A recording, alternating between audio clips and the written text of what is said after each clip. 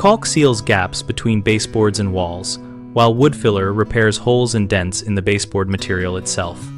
When deciding which product to use, start by assessing the gap or damage type and size.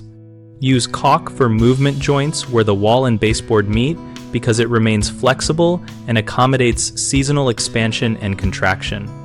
Apply a thin bead from a cartridge tube, smooth with a wet finger or a caulking tool, and wipe excess immediately.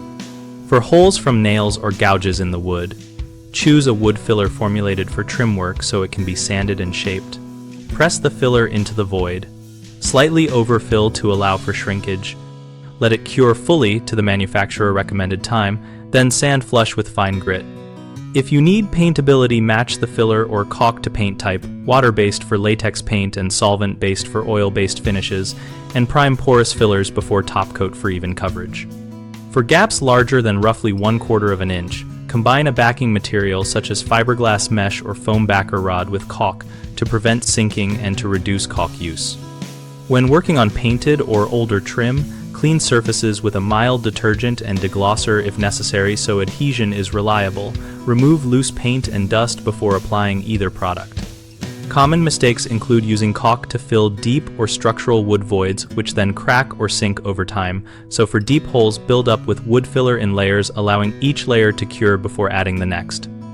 Another issue is failing to sand wood filler smooth before painting, which leaves visible lumps and uneven texture, so always sand with progressively finer grit until the surface matches the surrounding trim.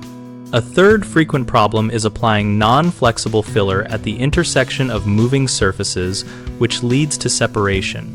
So use a paintable, flexible caulk at seams and joints and reserve hard wood filler only for static wood repairs.